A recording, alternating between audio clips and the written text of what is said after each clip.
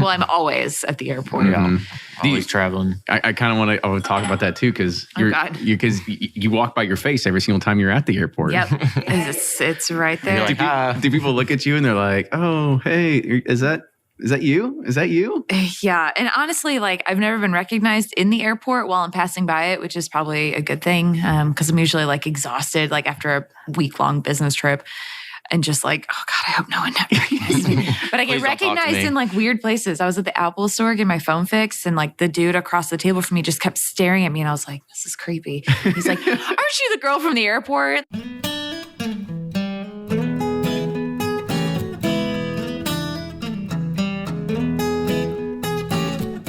Hey everyone, welcome back to this post-Thanksgiving episode of Bourbon Pursuit. I hope you had a great time hanging out with your families, opening some bottles, enjoying those times. And now that Black Friday has surpassed, Cyber Monday has surpassed, you are thinking of, well, what do I as a bourbon lover want for Christmas? And maybe you should take that opportunity to write down some notes, jot it down so somebody knows which bottle to get, which glasses you like, maybe some kind of ice molds, who knows? But start thinking. This is the opportunity to start being selfish as the bourbon lover out there.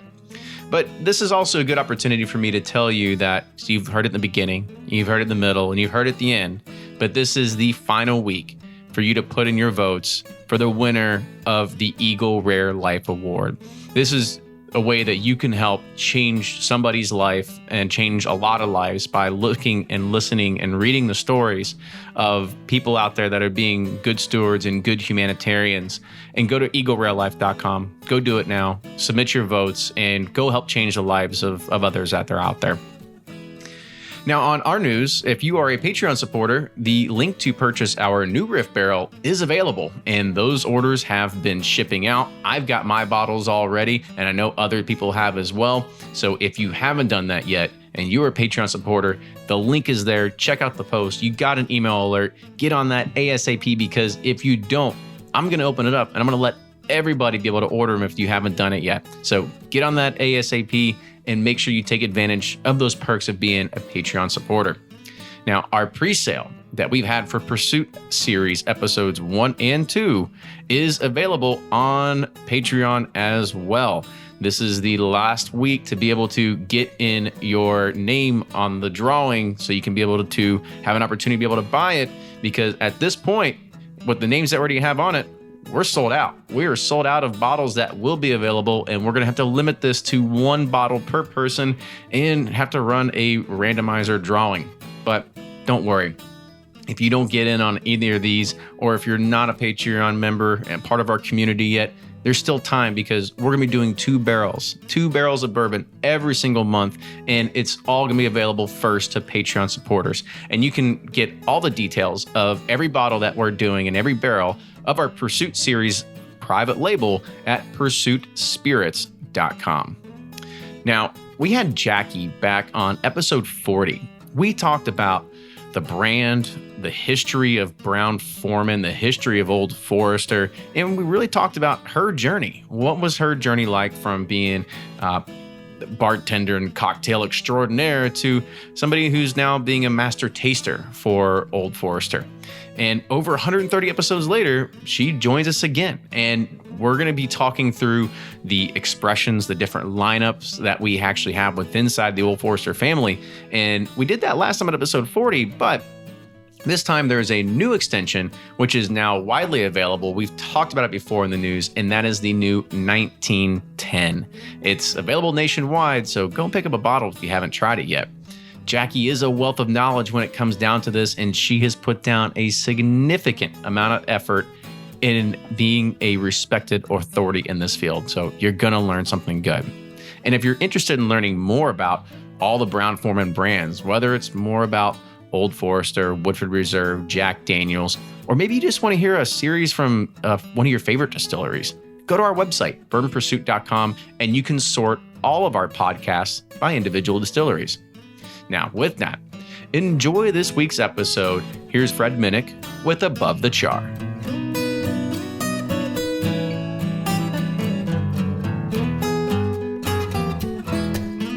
I'm Fred Minnick, and this is Above the Char. Craft distilling. It's kind of a polarizing subject in our world. The staunch bourbon lovers don't really care for a lot of the craft distillation flavors that come through, while the new age distillers are all about trying new things, trying new ways of making great product. You'll see them distill things like rice and triticale and smoke corn through old-fashioned techniques used in the tobacco industry. It's just a different way of doing things that the Kentucky bourbon distillers are not accustomed to. Thus, the flavors are quite a bit different. A few years ago, a bourbon CEO pulled me into his office and he told me how fearful he was that a consumer would one day consider New York bourbon the same as Kentucky bourbon. He has a genuine fear that new consumers will get a taste of craft bourbon, not like it, and then assume something like Jim Beam White Label or Evan Williams Black Label is no good because a craft bourbon they tasted was not to their liking. Well, I hate to say it, but that is not going to happen. What is going to happen, though, is if craft distillers do not make the product that the consumers want, they will go out of business. And sadly, we're already starting to see that. Death's Door, which I thought was one of the most highly acclaimed and important craft distillers of the Midwest, recently announced its bankruptcy. The European Union trade tariffs have also made it very difficult for craft distillers to get into new markets in the European Union. In fact, many distributors there will no longer take phone calls from American craft distillers. So now we're at a point when craft distilling is continuing to grow, but the question is, are there enough consumers to satisfy the supply? And I don't know if the answer is yes, but I will tell you, I love craft distilling, and I love the people and the stories and the hard work that goes into making new products. Whether it's Quincy Street in Illinois or MB Rollin in Kentucky, I am a big fan of the entrepreneur, people who are willing to take a risk, roll the dice, and make something new. So my challenge to you is, find a craft distiller. Love them. Love what they make. Taste it. Tell people about it on social media. And whatever you do, be one of the voices that keeps them in business. Because we cannot lose craft distillers like we lost the independent distillers in the 1950s. And that's this week's Above the Char. Hey, do you have an idea for an Above the Char episode? Hit me up on Twitter or Instagram at Fred Minnick. Again, that's at Fred Minnick. Until next week, cheers. Play Whiskey Wednesday Round 11, the memory game. Until June 26, each week you can win one of our 12 incredible grand prizes. Select $2 at checkout. And if they match on drawing night, you'll win that bottle. Not a match? No worries. You still score a Weller 12-year. Every $5 ticket gives you 5 chances to win, including 4 weekly bonus prizes. Get your tickets now at give270.org. Charitable Gaming License ORG 0002703. Always find what you love at Total Wine & More. With so many great bottles to choose from at the lowest price, it's easy to find your favorite Cabernet or a new single-barrel bourbon to try with some help from one of their friendly guides. And with every bottle comes the confidence of knowing you just found something amazing. With the lowest prices for over 30 years, find what you love and love what you find only at Total Wine & More. Curbside pickup and delivery available in most areas. Visit TotalWine.com to learn more. Spirits not sold in Virginia and North Carolina. Drink responsibly and be 21. From their bar to yours, Chad and Sarah of the popular YouTube channel It's Bourbon Night bring you their favorite at-home old-fashioned mix with the new Elemental Elixir's Golden Hour Syrup. It's a custom-made syrup with notes of bold black tea, warm spices, and orange zest. All you need is your favorite whiskey and ice. No bitters needed. One bottle makes 16 drinks, so that's only $1 a cocktail before you add your own whiskey. They can also be enjoyed in other cocktails or spirits, mocktails, coffee, tea, and anything you can think of. It's crafted locally in Lexington, Kentucky, and you can get your bottle now at whiskeyambitions.com. Ed Bly and Rising Tide Spirits are back again with a new release of Old Stubborn Bourbon. And this release of Old Stubborn is a premium hand marriage of 10, 11, and 12-year cask strength, barely filtered pot still bourbon. It comes in at a staggering 123.8 proof. And the flavoring grain for this one, which the last one was wheated, but this time it's now rye. Rich, sweet, and bold with a long finish that's sure to be another eye-opener. You can order online at Sealbox or thebourbonconcierge.com, and you can even purchase in person at Revival Vintage Spirits, and even now with very few select stores in Kentucky. You can get it now while you can, but be sure to do it because it's not going to last long.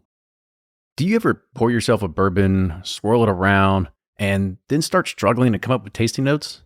And perhaps you're also looking for a good Father's Day gift idea. Well, you can now solve both with a kit from Knows Your Bourbon. And unlike other nosing kits on the market, Knows Your Bourbon kits feature real ingredients for the most authentic aromas. You can smell real Tahitian vanilla bean instead of some synthetic aroma that's just made from chemicals. So head on over to knowsyourbourbon.com and enter code BP10 for 10% off your order.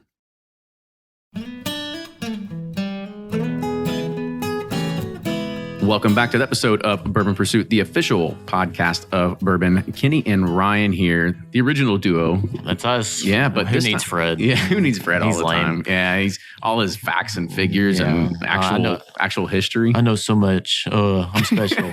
He's going to listen to this and be like, God damn it, guys. Yeah. But, but today is going to be a great episode once again because we're talking about another iconic brand, Old Forester. But our guest today isn't new to the show. She's been on before, so we're excited to be able to do that. And it was kind of funny. We were talking about lining these glasses up and kind of talking through and going through the expressions of the Whiskey Rose series for Old Forester. And I was thinking, I was like, man, didn't we do this a little bit last time? I was like, I think I have a vivid memory, maybe doing this, but I think we were at Rye or something, like upstairs. It just popped up in my head. Yeah, I don't know. They had construction going on, and kind of sounds like what's going on now in here. We're in a working distillery, so honestly, but I think it's a little bit more soundproofed, if I recall that way as well. So I'm excited to do it again, and we got a new addition to the lineup. Oh, yes, we do. And I can't wait to talk about it because it's something that at the time of this recording, very, very, very, very new and recent. But I'm sure everybody out there is able to go out and buy a bottle and pair it against the 1920, which is usually typically the crowd favorite. So it's going to be interesting to kind of go through that. So to date on the show, we have our guest that is making her second appearance on, and we have Jackie. So famous. I know. So Jackie Zykan. Jackie Zykan, if I keep saying it right or You're correct. saying it right. Okay. So you are. Welcome back to the show.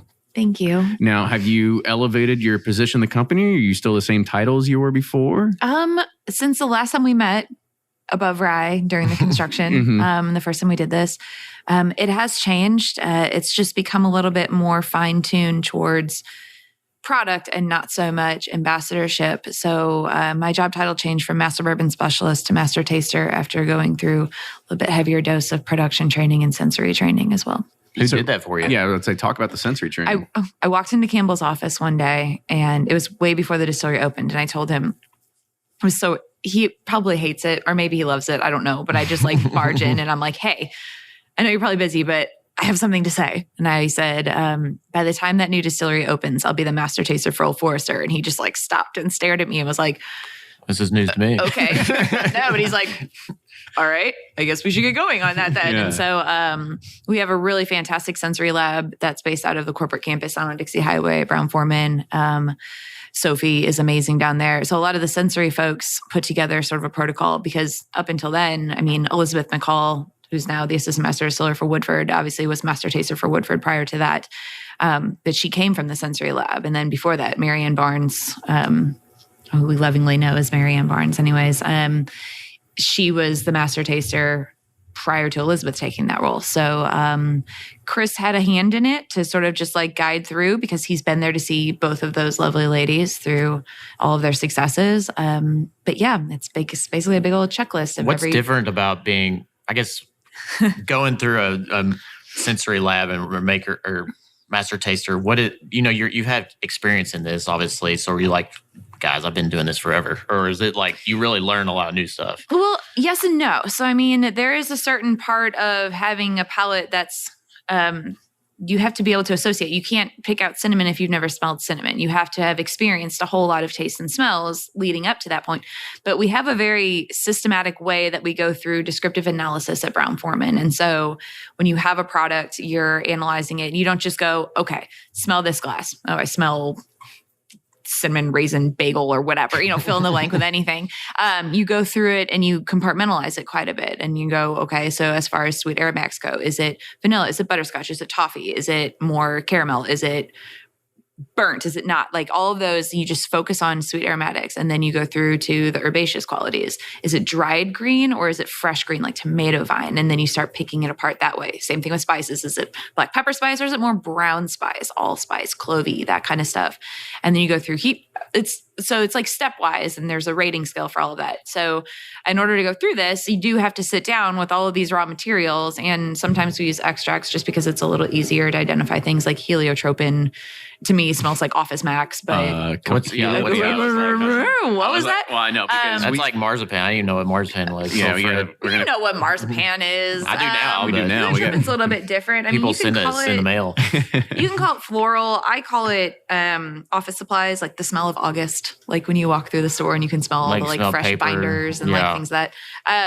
Journeyman whiskey is really heavy in it. That'll give you a good point of reference. And for those sipping at home, to identify it, it's a somewhat weird floral ylang-ylang kind of esque binder. I mean, it just smells like a binder to me. It smells like a plastic binder at Office Max. Sounds delicious. Yeah, it's great. No, but there's all kinds of like weird, funky little things that set every brand apart in its own way. So you go through all of that to identify all of those, and you go through a blind setup where they literally hand you a bunch of random stuff, and you have to identify like, no, but this is called, and it's actually surprisingly difficult to pinpoint things that narrowly once you get it in a glass where all of those things are there, but you're trying to find the one that is most present there out of all of them, because you smell things differently every day. You taste things differently every day. I should be careful that I joke about this because it has been taken seriously before, but I just joke that depends on the phase of the moon, right? Like any day is no. We won't go into that. Or how much sleep you had, or what you ate for breakfast, or whatever. Right? Exactly. I mean, that all impacts it. And so maybe one day, Old Forester smells like, I don't know, a vanilla bean, and the next day it smells like dill to you, and that's the number one proponent of that combo that's in that glass. But so it just takes practice, and it takes a lot of smelling and a lot of spitting. I was about to say, what tips could you give to somebody that's out there that says, well, I'm not going to be a master taster at Old Forester, but maybe I just want to. I want to be able to pick it out. Yeah, I want to be able to pick out the glucoa, whatever the hell you just said. I don't know. Heliotropin. Sure. Like the paper binders. Yeah. Plastic binders. Plastic binders. School supplies. Leah Frank. Isn't that what the good ones were? Lisa Frank? Lisa Dude, Frank. Yeah. Lisa Frank. Back in the day. Yeah, that was my jam. That's when you hit the honey barrel and you find those. Lisa Frank series of Old Forester. Just wait for it. Rainbow labels, zebras, and all kinds of weird stuff on it. No, that's an interesting point, because I think that's one of the aspects that intimidates people about drinking bourbon so much, is that they feel like everyone else around me is getting these notes and I'm not identifying them. That means I'm doing it wrong. And it doesn't at all. It's funny because people ask that. So like, how do you pick out certain different notes? But when I go to taste barrels and when I go to select things, I don't go through that in my mind. I don't go, well, this one's a 3 out of 10 in cinnamon and this one's a 6 out of 10 in dill or whatever. Yeah. I don't think of it that way. I immediately just go, this one is good and this one is bad. It's like, I don't know if it's because I've been doing it. And so like now it's just registers more quickly for me. But it's not just about little identifying notes. It's about the structure of the whiskey. There's texture, so much a part of it. The way it reacts to dilution, the perception of heat on it, everything about it. But okay, here's the biggest advice. Let's get back to answering your actual question instead of going on a rant. I even forgot about it, but I'm glad. Oh yeah, there was a question there at some point. Because I was going to ask another one, but keep going. Hey, no, it's an easy solve. Pick a brand that you love. Make it Old Forester. Do me a favor. Just do that. Identify with it. Get to know it. Learn it. And then as you're introducing yourself to other stuff, always sip them side by side, because that will help you to go, okay, this one is spicier. This one is sweeter. This one has more butterscotch. This one has less. Exactly. Establish that baseline. Old Forester, and I mean, I'm paid to say this, of course, but I would say it anyways. Old Forester is a great baseline because it's very just typical Kentucky bourbon flavor. It's not overly sweet. It's not overly spicy. It's just what Kentucky bourbon is supposed to taste like. And so if you establish that baseline and then try things compared to it, you'll find it so much easier to go back and forth and really pick out which one is stronger in one thing or the other. It's so easy. Now, you talked about dilution there for a second. Yeah. So what sort of variables does that throw into this? Because I would imagine that you start throwing water into it, what you thought you knew about Old Forester all of a sudden becomes like, well, these notes that I thought I was getting are completely different. Yeah, it'll definitely wake up different chemicals that are in there. Different aromatics will come to the front of the glass. But it's, for me, the dilution factor of it is that the key indicator of a really solid whiskey, a really good barrel of whiskey, isn't that it tastes like black pepper, or isn't that it tastes like marzipan. Let's just keep making the marzipan joke. It's that no matter where you dilute it to, it always retains the same level of finish and the same structure. It doesn't just fall flat. It doesn't wake up and explode and go crazy. It's not volatile like that, but it has a really solid structure that just carries through. And so when we blend our products, we blend them to make sure that we're always establishing that. So even though, say, what we're about to start tasting, the 1870, yeah, it's great. And there's a lot of like shortbread sweetness to it, but it's still got your typical Old Forester spice on the back end. But you're going to add water, and that's all still going to remain there.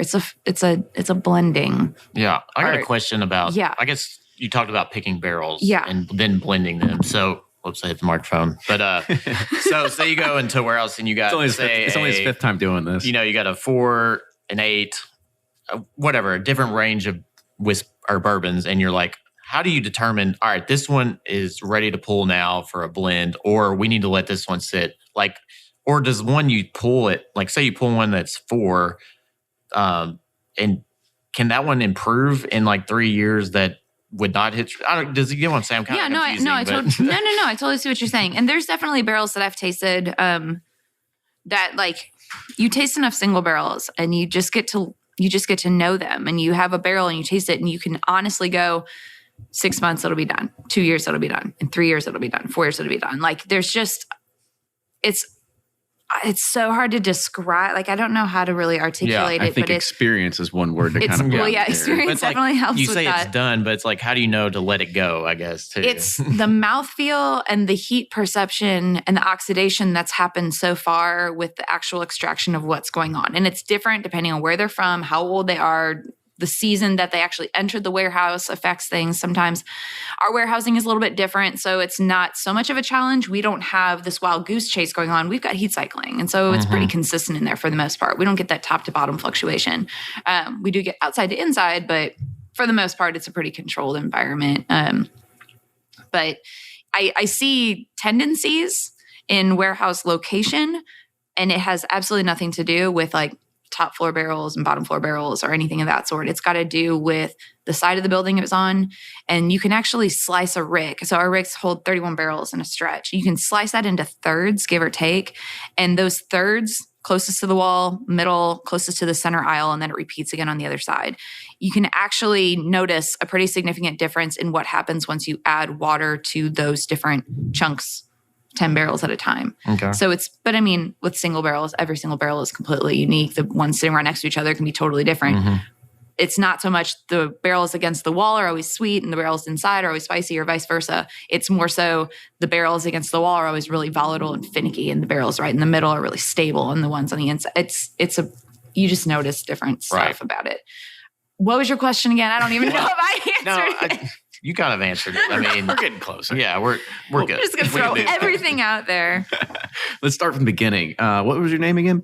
But so, you had mentioned, because right now we're recording this in, do you like call it Jackie's kitchen, Jackie's experiment room, playground, sandbox? We refer to it as the Atherton room.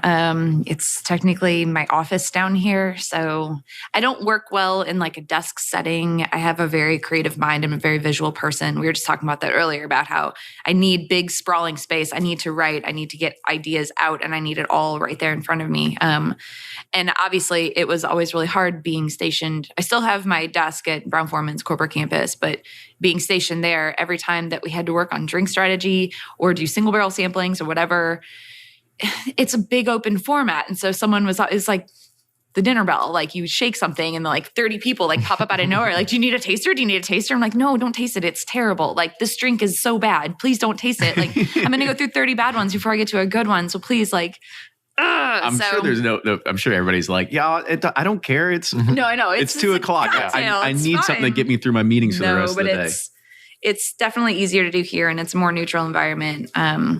So it's just set up for the things I need to get done. Because we had talked about it in the past episode we had with you about your history and cocktails and being behind bars and story. How do you cut your teeth in the industry going through there? But how much time are you spending at the distillery? Because I still want to talk about the master taster aspect through here, because are you tasting a lot of these whiskeys as they are being bottled, part of quality control, or are you kind of just... Well, we have a really standard process that we do with all of the Brown-Forman products. And everything gets tasted off the still, obviously, because it's not going to be good after it ages unless it's good before it ages. And that's just how it goes. There's so many checkpoints. I mean, there's checkpoints. We won't even take a corn delivery if it smells even slightly like gasoline. Like we're very, very strict about it. So you taste it off the still.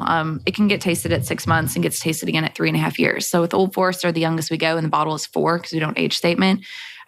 But about 3.5 years, you've reached a point in maturation where you can say, this is going to go here, this is going to go there. When you grow up, you're going to be 1897. Like you can assess really pick that those at that out? Point. You can really pick those out that you know exactly that 3 years. Oh, yeah, which brand line it's going to go into. Oh, yeah. 3.5 years is where everybody figures out where they're going to college. Wow. In Old So Forester. you're their like even birthday. You're their It's picked. guidance It's 3.5. counselor. Yeah, I guess. It rolls up and you're like, "Yep, here you go, son." But yeah, Hope you like the pre-prohibition line. And that's not just Old Forester. You that's made it. Jack. It's Woodford. It's everything. Everything we do gets tasted, and it's not like there's people sitting around like drinking in the office. You know what I Right. mean? It's proof down to 40, and like that's when your defects will start to show. Is you drop the proof, and anything wrong with it is going to show. Sort of a trick of the game of really, really high proof spirits. You can get away with a lot of things in a very high proof product. I was about to say that. That was something I don't think I ever knew, to try to sit there and dilute it down to about 40 proof. And then because when I think of anything, I mean, 80 is about as low as you can go to be considered bourbon with inside the market. So even at 80, can you find something? Or I mean, do you really need to sit there and take it to 40? You can find some stuff, but it's and best to take it down. And so what are some of those inconsistencies or those flavors or anything that deems the bad quality? Red flags. We have company specific red flags. Not everybody has the same flags, because there are certain things that some other distillery might call a flagship to the brand flavor profile, and they might call it porcini mushroom. We don't. We call it must, and we say there's absolutely no tolerance for it. And with that one, so there's must. It comes in 2 varieties, right? There's corn must and there's warehouse must. The corn must smells kind of like a wet hay bale at a pumpkin patch. It's got this like very like farmy, grassy. It just smells like corn must. Yeah. But you're supposed to catch that on the front end. If you don't catch that with the corn delivery, you'll catch it in the distillate. It will definitely be there. But then warehouse must is like wet basement, sort of that more minerality kind of musty note that a lot of people pass off as being earthy or mushroom or whatever. With our sensory panel, if there's 100 people that taste the same whiskey distillate or the same warehouse sample, and of those 100 people, one person is like, I think I may have possibly gotten a must note. Gone, the whole batch. No, we don't tolerate it whatsoever. It's absolute zero tolerance of must in any of our products whatsoever. It's like blackballing. Yeah, it's just something that we don't necessarily think is a mark of quality. It's definitely not something that was part of the process of making the whiskey. It was just something that happened to be in there. And the corn must one especially is really, really bad because there were so many steps that you should have caught that on the front end. Is that like a Yoda moment when they go through and they kind of say like, all right, Jackie, we're putting out like 20 samples. Make sure you smell through them or taste them, whatever it is. And that's how the panel actually kind of works. Like they will purposely spike some to make sure that you pay attention. And if you don't get that one, or they'll purposely put in a perfect reference too. And if you don't identify that as being a perfect score, all of your results are gone. It's all like they don't mess around with it. But there's other notes like diacetyl is one that you find with a lot of our stuff. Like Early Times is a much higher level of diacetyl than Old Forester. When I said diacetyl, I was about to say, let's go to this. About. Yes, you do. You do. And you don't even realize you do, but you know it so well, and you're able to smell it. If I just say movie theater butter popcorn out of a pump, you mean like the butter, the really healthy stuff. That's literally diacetyl. Maybe I should buy more. Well, that's why I like the Bottle and Bond Early Times. So that artificial butter. Artificial butter. So it's in there. It's in there a little bit. If it goes above a certain threshold, then it's no longer on brand and it's considered a defect. But a little bit is part of the story. So That's just weird little stuff. Let's talk about the first glass. Okay, let's drink Yeah, whiskey. let's do it. Yeah, talking enough. Okay. Yeah, so what- 1870 is the first one on our left-hand side here, Mhm. which you guys have had. And this one's been out for years and years and years. And also kind of while we're sitting there drinking and talking about this one, talk about the Whiskey Row series and how that differs just from is it 86 and 94? Are those the two different? 86 and 100, what I like to 100. call the modern day expressions of Old Forester. I should know that because I always bring. Yeah, you bring a mint julep. It's either the 86 or 100 for. I usually get a batch of each. I make for every year for Derby. I get a 1.75 of each, the 86 and the 100. Nice. And it's like depends on how much you really want to taste the whiskey in your mint julep. or how much you want to like be drunk. Well, responsibly. Always responsibly. Responsibly, yes. Always Yes. responsibly. Forget that. So anyway, back to we do this a lot. We get kind Tangents. of. I know. Oh, no, tangents. it's That's my fine. ADD. I don't know what you can blame it It's on. okay. We'll bring it on back. We're going to talk Whiskey Row. We're going to Yeah. talk about Yeah, how Whiskey that's Row. different from How's the it modern day different? expressions of Old Forester, which actually have a really cool story that no one ever talks about. Okay, give us the story. Let's go. We'll just sip on this casually and, This nose is awesome. Mm-hmm. Okay, so Yours, Ben? let's hear about the modern day story too. So, because everybody, I say everybody with my Louisville goggles on, you think of 86 proof Old Forester as just being like everyday Olfo. You think of 100 proof as being like everyday plus or whatever. Huge in the craft cocktail segment, bartender's darling. But no one ever thinks like, where'd they come from? Right? Because Old Forester, when it started in 1870, which is what we're drinking right now. And this is at 90 proof. Right. So that's how the brand started. It was a blend of 3 different distilleries. We didn't distill our own, not till 1901. We bought one of those distilleries, actually. But we started at 90 proof. George's whiskey tasted best at 90. That's what he did. We switched to 100 proof. We went bottled and bond, and we stayed there until somewhere in the 50s, where lighter bodied and blended whiskey started gaining a little bit of traction. So you're thinking post-war, right? You're having to blend distillate because a lot of distilleries switched over their production methods and everything was going to industrial grade alcohol to support the war effort. So you weren't putting back barrels as much. You still had barrels there aging, but everyone was having to cut it to spread their stock later on. And so you start seeing this change in the consumer palate of something a little bit less diesel fuel cowboy juice and something a little more blended and lighter bodied. We kept 100 proof Old Forester bottled and bond for the most part, but we introduced the second brand called 86. So that was born in the 50s in response to post-war palate change, which is awesome. It's just interesting to think about it that way. We kept those two running until vodka happened and took the industry in a totally different, right? So we were sitting on too many barrels. You couldn't blend them together because you couldn't do bottled and bond unless it was one distillation season. And so we pulled ourselves out of bond to introduce the 100 proof signature, and that was in the early 90s. So it's weird. They were both born out of weird, different opposite directions of what impacted the industry, but those are your everydays, and they are different. They are different. 1870. Shall we? Cheers. Well, cheers to that. Cheers, It's a yeah. Good little history. Oh, session now you there. guys know. Yeah, that's a good little history Good little lesson. boomerang. I Smells like know, Old right? Forester. Yeah, get another one. So this is the 1870 that we're trying right now. This is what's quoted the original The batch. original batch. So it's just original batch because this is 90 proof, kind of looking back into what it was at that time.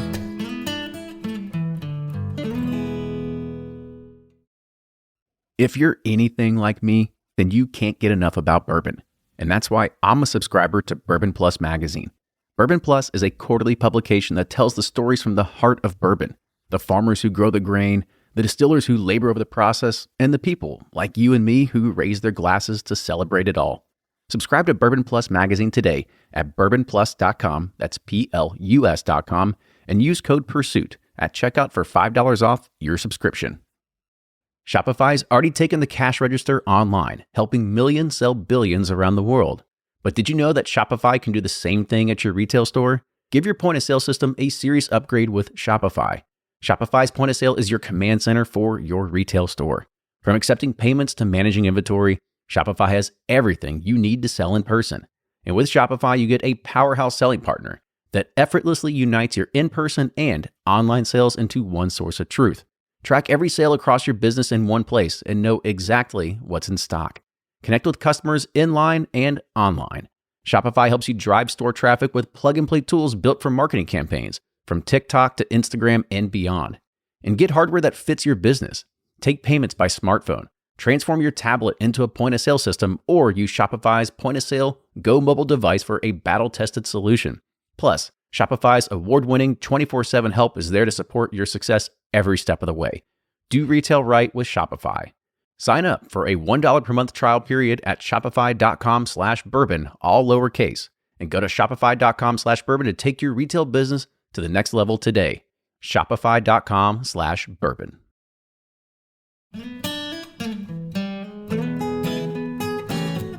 What's quoted the original batch. Original batch. So it's just original batch because this is 90 proof, kind of looking back into what it was at that time. Telling the story, that was the whole purpose of the Whiskey Row line extensions, was to tell the brand story little by little leading up to this establishment opening on Whiskey Row. And so back then we blended from Atherton, Millwood, and Mattingly. That's why the rooms on this floor are called Atherton. Mattingly. We get it. Real nice. All coming together. Yeah. So we blend from these 3 distilleries back then because that's how you make a consistent product. You blend, right? And how you guarantee the quality, you bottle and you seal it. The whole premise behind Old Forester. And so obviously we make all of our own juice today. We couldn't blend from 3 different distilleries. I guess we kind of could have. You know what I mean? Like you could have made Olfo at Jack and Woodford and at BFD. Oh gosh! That just sounds like a new line. Sounds like a new line. There you go. Oh, Campbell. wah, wah. Yeah, Hey, Campbell, I The thought you new got something on the Bourbon Pursuit 1870 line. podcast. We're going to have a 5th one in the Whiskey Row now. No, nonetheless, we blended from 3 different warehouses. So it's 7 barrels from each of 3 warehouses with different days of entry and different proof entries. And we're all slightly different just to sort of mimic the whole, this is how we tell the story, the fact that we blended. We're not ashamed and we don't hide the fact that we were a non-distilling producer back when we first started. George wasn't a distiller. The Brown family wasn't a distilling family. And most big brands are, you know, back in the day. So yeah, so 1870. It's great. I like to think of it as sort of the Goldilocks of the family.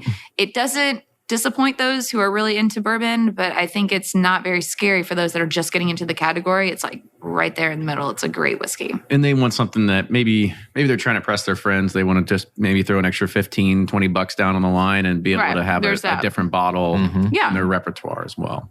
For sure. But good. It's good. So 1897. Because the other thing to also represent about the Whiskey Row series is that the dates all mean something. They do. They all mean something. And I think that's what our listeners should also take into consideration here, is that when you go through here to understand exactly what these dates are representing, because they are pivotal points inside of the Brown-Forman and Old Forester distilling history. Definitely. So we started in 1870, hence the 1870. 1897, which, if you don't know, now you know, that's the complete passage of the Bottled in Bond Act. And so at that point, we pivoted from being a 90 proof product, even though George did not want to switch. But you can't be the one guy that doesn't bond your whiskey, or no one's going to buy your whiskey because they're going to think you're trying to get away with something. So we switched to being Bottled in Bond, and Old Forester then switches to being 100 proof. Forward, there's always been a 100 proof Old Forester on the market since 1897. So what makes this Bottled in Bond versus the other 100 proof just Old Foe? Totally. So the 100 proof signature, as I always think of it in my mind anyways, it's funny. You can always know people that drank Old Forester before it was cool to drink Old Forester because they call it signature. Just saying. So 100 proof signature is a blend of different years. That was the entire inception of that product in and of itself, was to blend older whiskey together because we couldn't be Bottled in Bond. So this is true to form out of one distillation season. Even though we don't indicate season on the strip or on the bottle anywhere, we are pulling it from one distillation season. Obviously, it's just us making it. It's 100 proof and it's 4 years old. It's meeting all of the requirements. So. Let's hope so. We have to send somebody to do these checks and balances for you. Do we? I don't know. I mean, I trust. It's not on the label. I mean, you got some label snobs What, that it came out of the fall or spring? You got label trust snobs us. out there. I'm not one of them. But there's label snobs out They there. have nothing to do but nitpick. But nitpick through it? Yeah. Okay, I will put my name on it. Trust me, the Old Forester Bottled in Bond is actually out of one distillation season, even though it does not mark the season or the year on the bottle. You heard it here. So You heard it here. If you got a problem, take it up with Jackie. Call me. So I guess I actually like this more than the 1870. I don't know about you all, but maybe it's because I'm a proof snob when it comes down to it too. Are you? You're a proof snob? This one is, until we released the 1910, this one to me was the most unique out of the entire collection. It's a black pepper bomb. It's a huge spice bomb whiskey for Old Forester being what it is. I'm just curious, Jackie. I think I have mine backwards. So we're going left to right. Left to right. So you were just on 1920, 1910. You time traveled real quick there. You can bring on back I was home. like, all right, went from black pepper to not black pepper, and you're talking about this being black pepper. I think I'm wrong. She's crazy. Well, at least you know your palate's up to Yeah, up to- See, there you go. I made the cut. You did. She was trying to throw me off. I did it. You're official. Yeah, you pushed it out. You're like, this is the reject sample, right? So I see what you're doing. You were following the bottles. that Yeah, are I was following the displayed. bottles. It's okay. I don't This follow one is directions very definitely. well. I get the most pepper and the most spice out of this one. This is the one I always told people, if you're a rye drinker, this is the Old Forester for you, for sure. These are the same mash bill. Keep that in mind. This is just manipulation of blends, and proofing and filtration techniques and age. That's where it all comes from. But this was definitely the spiciest one. But I can only say that until February, and I can't say that anymore. Oh, okay. Well, we'll keep talking about it here. So I guess Am I allowed to say that? Another question. Yeah, well, I mean, in No. February, then we can just say if you're a rye drinker, you can drink Old Forester rye. Hey. Oh. Hey. All right, keep So going. another question about just the Whiskey Row series in general. What was the idea of saying, okay, we're going to make permanent line extensions? Because it seems the big money grab nowadays is people want to say, we're going to create limited releases on fucking everything. And they want to try to go for Whoa. it. So why? F-bomb. Am I allowed? No, we I'm are not we allowed are to an say it. we are an I know. explicit podcast. You are. Even though we don't really cuss too much, but it really is seem like there is an idea for a money grab out there. So why go with something that's a permanent extension and not just something that's just going to be out for maybe a season or two? Right. Okay. So there's a little bit of a different situation that goes on with Team Olfo. We have a little bit of a different culture. We 100% believe in making the most quality and the most consistent product. It is literally the blood that runs in the veins of the Brown family. Old Forester is. It is the establishing brand of this entire company. It is quality, quality, quality first, not trend first, not how do we take advantage of what's going on. I mean, these were different ways to sort of flex and manipulate flavor profile to show some diversity. And that's definitely helping. So people that like sweet bourbon, people that like spicy bourbon, people like high proof bourbon, like there's an Old Forester for everybody, right? Why would we just one off that just to take advantage of the boom going on? I mean, birthday bourbon, we don't price it. Suggest price it. I don't know what people do once they get it and reprice it, but nonetheless, to be over $100. And that's our most allocated item, hands down. That's just not what we are as a brand. We want it to be affordable. We want it to be approachable. It's just good whiskey shouldn't have to put you out, you know, and to just throw it out there and then take it away. No, I mean, this was our chance to, number one, tell a story. Yeah. That story doesn't go away, so it's going to remain there. And number two, like be able to showcase what we can do flavored wise. Yeah, and they're all pretty priced right. I mean, you know, Yeah, you can they're not, approachable. You not break the bank, and you can try Yeah. a bunch of different styles of bourbon, you know, Totally. from the same place. And it's kind of interesting to kind of take that in a little bit different direction too, because, you know, you talk to some people and they might be either misinformed or they just don't understand the market enough, but they'll say, is there a bourbon shortage? Is there not enough bourbon to go around? And I always have to say, like, oh, have you been to a liquor store recently and looked? Like, there's bourbon everywhere. And so, I mean, what's your all's response to that? Because it seems like, okay, yeah, we can take stocks that are coming from just the Old Forester brand line and be able to create new lines out of these too. So it doesn't seem like you all have anything that's in regards of a bourbon shortage at all. No, I mean, we've been in the business a long time. We've seen it ebb and flow all across the board. Brown-Forman does an amazing job of being able to forecast and anticipate market demand, hands down. This isn't just like willy-nilly, like this is hot right now, so just turn the still on and let's just go and hope that it's still hot in 4, 6, 8 years. Well, you better hope with this new experience in downtown, you better hope that it keeps going. We're fine. No worries. But yeah, there's a lot of planning. We plan very, very, very, very far out. That's what Camel gets paid to do, right? Yeah, Camel gets paid to plan really, really far out. So yeah, like things that we'll release in 2020, things that we'll release after then. These are things that we started conversations about 5 years ago. So yeah, we're not running out anytime soon. I can't speak for everybody. But That's good to know. So let's go to the next one in the series here. What do we This is have? the most exciting The one too. 1910, not- This is the new one, okay? So this is 1910. This one is just being released right now. So in 1910, it was kind of a significant year for Old Forester. Here in the space that we're in right now on Whiskey Row, they had a batch. So in 1910, Old Forester was 100 proof, bottled and bond. And they were about to bottle. And there was a fire on the street. Who knew that things catch on fire on the street? Weird, right? Yeah, it's very strange. So they couldn't use the bottling line. They had to get out. So they got this big old vat of whiskey that they couldn't bottle. When they were able to actually get back in, they couldn't go into full production with it. They had to get rid of it somehow. They put it back in barrels and set it aside. Now they sold it, but they didn't sell it as Old Forester. They sold it as a product called Very Old Fine Whiskey. And so hence you'll see Old Fine Whiskey on the bottle of 1910. And what this is 100 proof Old Forester that would have been bottled and bond, ready to go, sitting in a tank. And we've put it back into a barrel, but it's not a normal Old Forester barrel. It's a heavily charged to the point of disintegration barrel. If you were to say like don't give me levels. Levels don't exist. For us, levels don't exist. We go by seconds. Levels don't exist, but for the rest of the bourbon world, levels do exist. So if you're to say level 4, but there's no industry standard level. Okay. You can't go. You know what I mean? How many seconds? Seconds. So if you're doing a standard, if I think correctly, level 4 is like 6 seconds or 8 seconds, something like that. You could classify an Old Forester barrel as being alligator number 4 if you really just wanted to put a generic title on it. And it's a 22 second. It's a 22-second char. Okay. It's not a number 4. It's not an alligator or anything. It's a 22-second char. But we were able to take it up 55. Crocodile. It's a crocodile char. Sure. Yeah. Yeah. All right. So anyway, go ahead. 55 or so in the 50s, then you start losing integrity of what it's actually supposed to be doing, which is holding liquid. But you can take it up that far char-wise. So almost 3 times as long on the charring process as a normal Old Forester barrel. This is totally different from double oaked.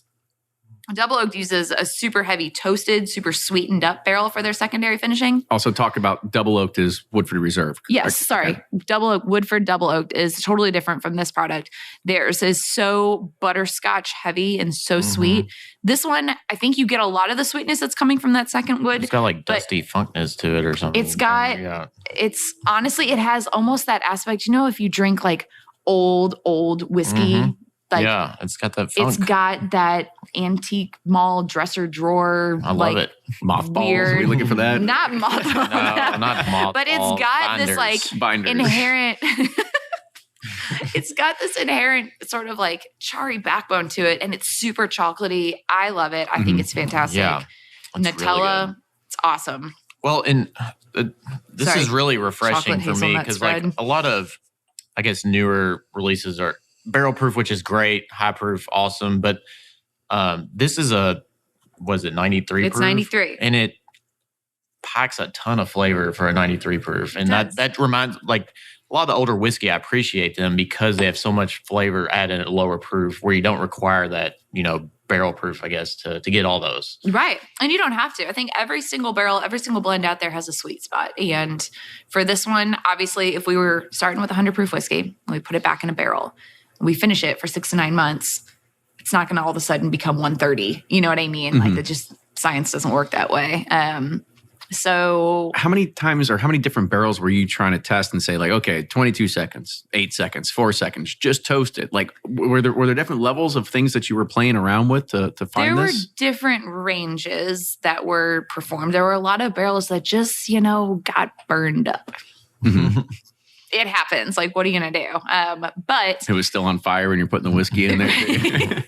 Well, I mean, like, you still smoking. You take it and you do a barrel at 30 seconds and a barrel at 40 seconds, a barrel at 50 seconds, a barrel at 60 seconds, and then you test them, and the ones that leak fail, and the ones that don't, there you go, and you kind of narrow down your little niche. But no, I don't think every single barrel is destined to be barrel strength. I don't think every single bottling is destined to have any. There's a sweet spot. That's what we do for birthday. Literally taste it from 86 all the way up to the barrel strength that it comes out at every single proof point and whittle it down to the sweet spot and go from there. Yeah, I mean, this was honestly, I love it. I know, it's so good. Which is weird because we're getting ready to taste the 1920 next, which is usually my favorite. Well, it's the fan favorite. No, when you think about it, I mean, the Fred Minnick effect. Probably it's not that. I mean, it's the Facebook, it's like the Oprah effect, the Facebook forums and everything like that. I mean, the Facebook forums and everybody they kind of go. It could be they go a little crazy for it. You get a few good reviews out there, and you kind of get in this train, and everybody's like, yeah, this is actually really good, especially for something that's not highly allocated, always on the shelves. So I talked about it enough. Let's drink it a little bit. So I've already had it because I went in the wrong direction. You thought it was 1870. I mean, there was a really interesting thing that happened with 1920. So the story, we'll go with the story first. In 1920, Prohibition goes nationwide. Old Forester was operating under Kentucky Permit Number 3, selling medicinal whiskey the entire time. So literally since 1870, there has not been a single day where you couldn't go and buy a bottle of Old Forester. You may have had to fake a cough, but whatever. Like, you've always been able to buy Old Forester straight through. Same family, same company. So yeah, it's an incredible part of our story for the category, but this was the first time that Old Forester was offered at this high of proof. And this was the first one, because 1910 wasn't out, keep that in mind. So people had already had Old Forester at 90 if they had single barrel, or 86 proof, close enough. You already had Olfo at 100 proof. So it's like, yeah, okay, we've already had bottled and bond. We see bottled and bond everywhere, whatever. This, it was like, oh wait, Prohibition, I identify with that. Oh wait, it's higher proof. I like high proof. I like Old Forester. And it just exploded. It did so well. It still does. Yeah, it's very good. I've got this feeling 1910 is going to be the new darling. I'm just saying. Yeah, it's got a vote in my book. do you keep a pulse on say like Facebook forums and the bourbon community like that, to kind of see what people are digging, like what the community response is? I hear things from other people, but I try not to get super wrapped up in it because it is so subjective. It's all over the place. I pay attention when I'm out in the market, and every market is a little bit different. I pay attention when we do trade shows and things like that, the Whiskey Fest of the world, the new products that are out there and what people are saying about it. But for the most part, everyone, drinking whiskey is such a personal thing that you just can't trust even if it's groups, like there's just too much noise out there, and everyone is so swayed by the marketing that one company invested millions of dollars in. And it's not just about product. And I just never really find it reliable enough to spend time paying attention to. So we don't matter. Well, no, I'm not saying that at all. Not whatsoever. I'm just saying, as far as where I need to lead from, is a point of the product that I'm involved with, which is Old Forester and only Old Forester. Are we doing the best we can to make sure that it's quality and that it's a value, and that we're literally making it the best that we possibly can all the time, and doing what's true to us, not so much about what's in the periphery of the rest of the market. So for sure. I mean, when you think about it, like what Facebook brings is a different dynamic, because, all right, it's bad because it gives everybody a voice, right? So there's a lot of noise. However, it's also a congregation of 30,000 people in one sitting. And so when somebody says, "Oh, I'm pouring Old Forester 1920 tonight," or 1910. And you see a slew of comments, and some people are like, "This is great, best bourbon for the money." And then some people are like, "Not my cup of tea," or even worse words than that, right? So I kind of find it amusing that people, maybe you don't, but I'm sure somebody tries to keep a pulse on what's happening in that sort of community. We have digital media specialists on all of our brands at Brown-Forman that do keep an eye out for all of those sorts of things. Me personally, like I'm saying, like if I read some thread, even if it's a very even if you guys were saying this is crap, this product is terrible, blah, blah, blah. We wouldn't say. Is that me going to go back to the office and maybe like, you guys really need to do something about that? Everybody hates it. Like, no, we believe in every single thing we put out there coming from us as a brand culture. And if you like it, great. If you don't, that's cool too. But, we're making what we think is a really great product. So I don't know. I really like the Old Fine.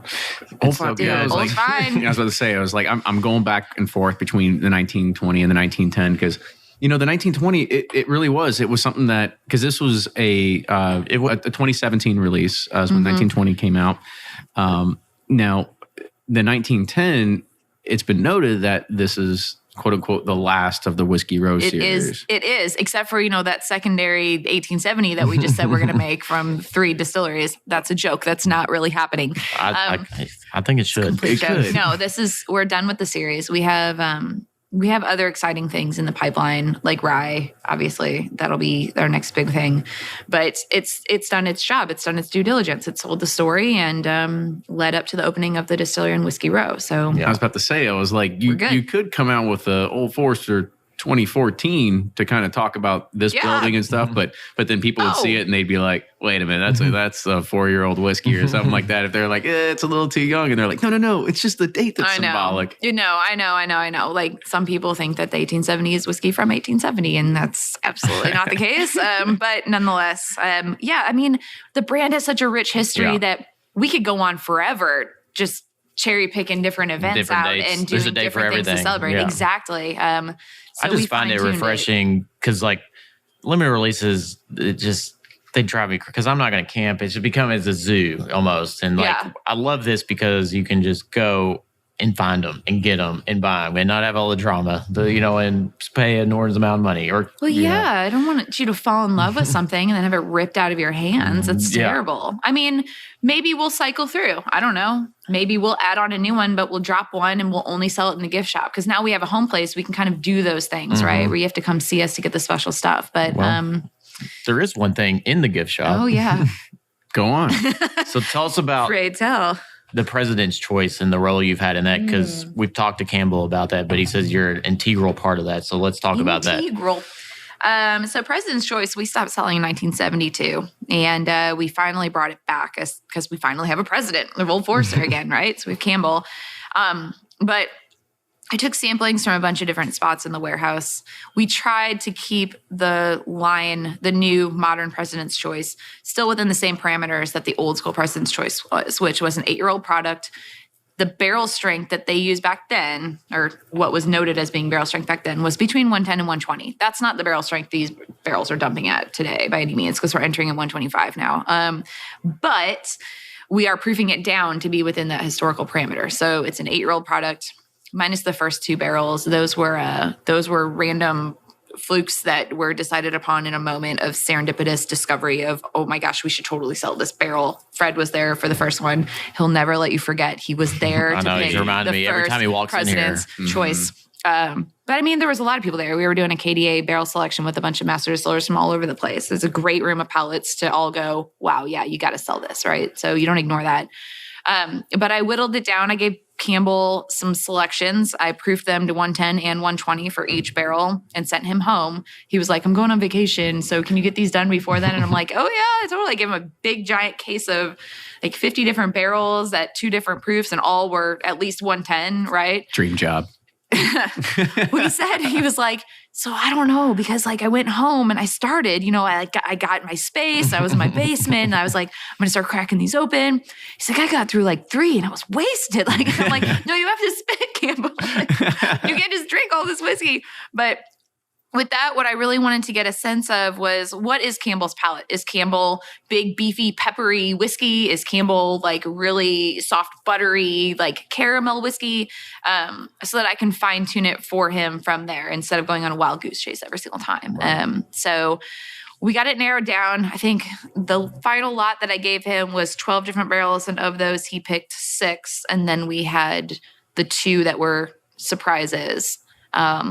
And surprises, what do you mean? Like you're surprised he picked that one? No. The first 2 barrels that we picked weren't out of that initial lot that I had pre-selected for him to choose from. They were just random. We were in a moment and all in the warehouse together. But the third expression of President's Choice that came out was from that original design to be released set. Barrel, the 4th release, I must say, is my favorite. Wink, wink, nudge, nudge.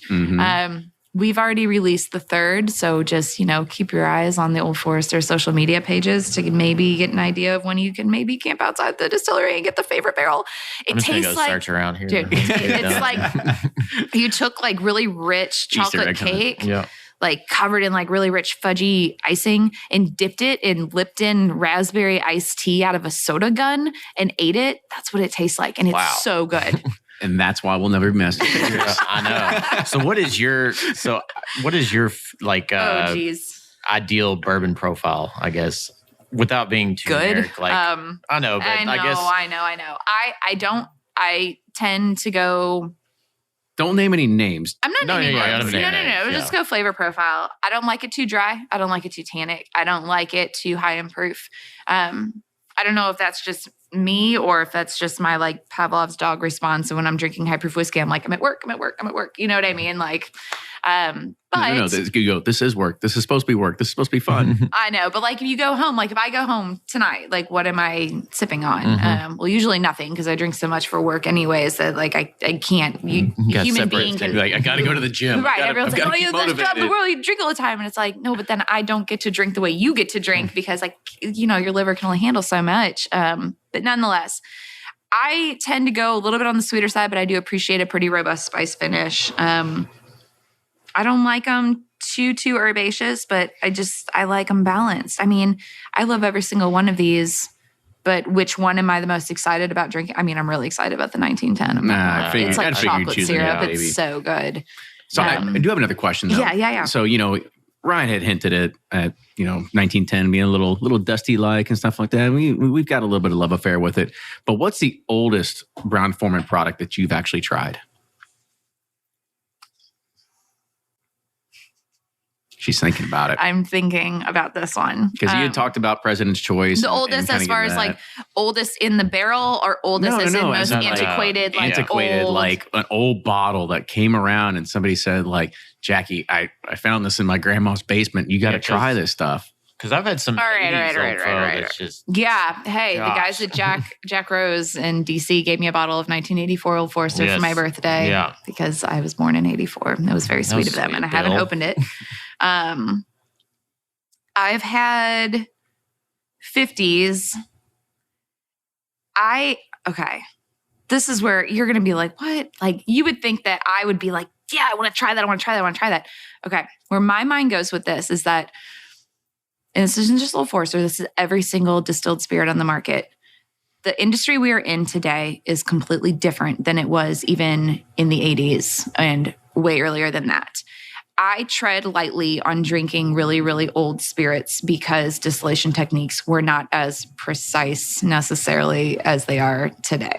That's all I'm going to say about that. Not say it's going to like kill you. It's not that at all. No, it's not that. But it was just different back then. And yeah, it can be like fun to taste it and experience it now and what it tastes like now. What you're tasting now is never what it did taste like then because the oxidation has happened. Exactly. So really what is there to gain? And there are a lot of brands, ours luckily is not one of them, everything is published like on what's actually in the bottle. And I always tread kind of light on a lot of the really, really, really old stuff because you're drinking alcohol that somebody made before they really did a whole lot of research on how to make it in a safe way to be consumed. Does that make sense?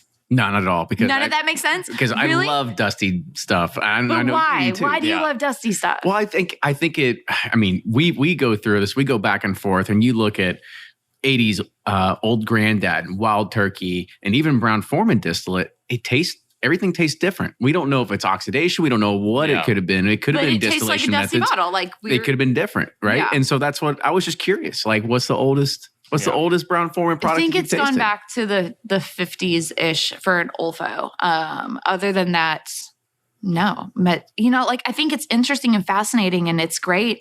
And also I have to justify it too, because I think as people that drink a lot of bourbon like Ryan and I, you also and this is proud. It's a problem sometimes too. But at the same exact time, it's like you always want to invigorate your palate with something new. Like it's cool to come back and do the same thing over and over again. But at some point you're like, all right, I want to try something new. And then when you start going on the dusty train, you're like, okay, well, this is new. This is fun. This is butterscotch. This is unique. Yeah. So totally understand that. I totally get that.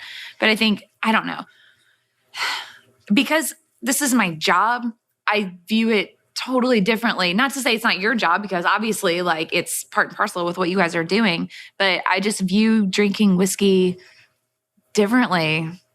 Because so you're not a dusty fan? It's not that I'm not a fan. I think at some point everyone needs to experience it so that you can identify that note that we're talking about, the same note that we talked about with the 1910, of that like sort of like old dusty bottle note. It's that super like, it had more acidity and more vigor at one point, but it's kind of like subtly flattened out a little bit, softened out a little bit. So I think that's great to experience as far as just building your whole Rolodex in your mind of tasting notes.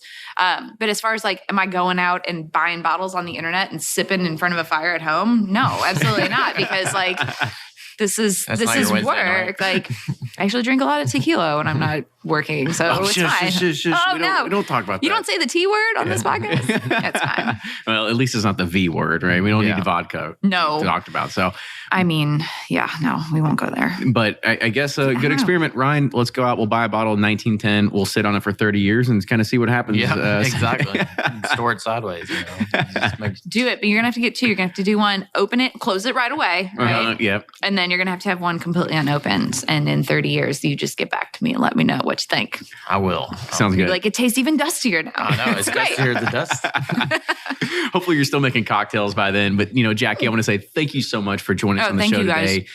Leading us through this tasting. If people want to know, at least follow you, do you have some social profiles that can do that? You can follow me on Instagram for sure at Jackie_Zykan, Zykan, and see what goes on in the world of Jackie's whiskey. Yeah, I guess. I want to see as she's traveling, scribbling on this slab of quartz. Oh yeah, I have a picture. I'll send you a picture. Yeah, cool. Do that. Scrabble through there. Make sure you go and if you're in the Louisville airport, wave hi to Jackie as you're walking by. You got to take a picture with it. It's like rubbing a Buddha belly. It's good luck for travel. You got to tag it. You got to do the whole thing. So if you've never been to Louisville Airport, you can see it. It'll be on. It doesn't really matter right or left hand side, but you'll see her pouring it from a it's just a shaker. Is that what?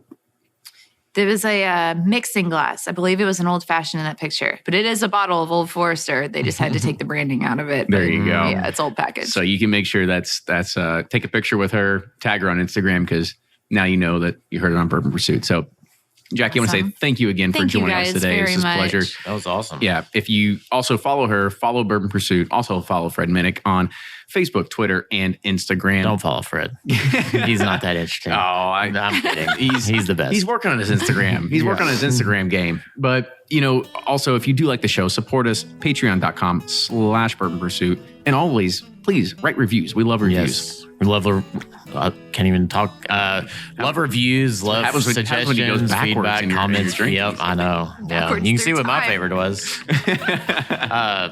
We love hearing from you guys. So keep all that stuff coming because we do this for you all, and we'll see you next time.